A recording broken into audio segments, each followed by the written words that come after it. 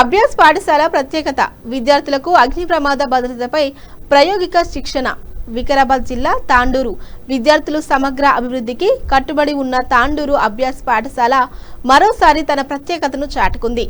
విద్యార్థుల్లో అగ్ని ప్రమాదాలపై అవగాహన పెంపొందించేందుకు ఈ రోజు పాఠశాలలో అగ్ని ప్రమాద భద్రతపై ప్రత్యేక ప్రదర్శన నిర్వహించారు. ఈ సందర్భంగా అగ్ని సేవా సిబ్బంది అగ్ని ప్రమాదం సంభవించినప్పుడు తీసుకోవాల్సిన జాగ్రత్తలు, అత్యవసర పరిస్థితుల్లో స్పందించే విధానం మరియు ప్రాణరక్షణకు అవసరమైన భద్రతా చర్యలను ప్రాక్టికల్గా వివరించారు. ఫైర్ ఎక్విప్మెంట్ వినియోగంపై ప్రత్యక్ష ప్రదర్శన ఇవ్వడంతో విద్యార్థులు సులభంగా అర్థం చేసుకున్నారు. అభ్యాస్ పాఠశాల విద్యార్థుల్లో కేవలం పాఠ్యాంశాల జ్ఞానం మాత్రమే కాకుండా జీవితానికి అవసరమైన ప్రాయోగిక అవగాహన, సమయస్ఫూర్తి పెంపొందించేందుకు ఎల్లప్పుడూ ముందుంటుందని ఈ కార్యక్రమం మరోసారి రుజువు చేసింది.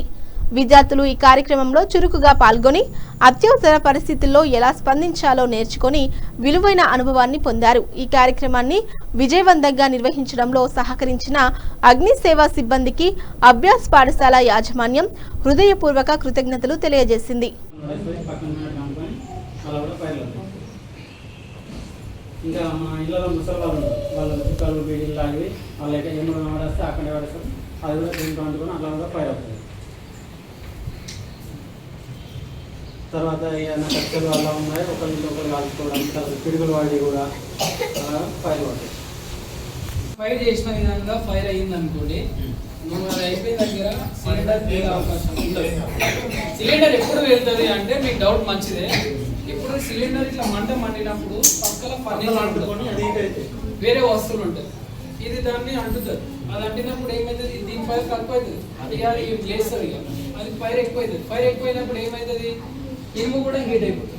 అప్పుడు ఇది హీట్ అయిపోతుంది.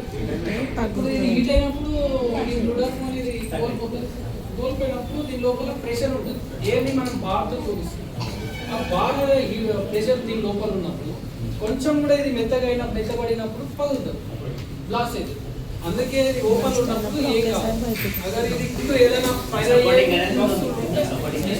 ఉంటే అప్పుడే ఫైర్ అవుతుంది, అప్పుడే బ్లాస్ట్ అవుతుంది. కానీ ఓపెన్ ఉంటే సిలిండర్ మాత్రం ఎట్టి పరిస్థితి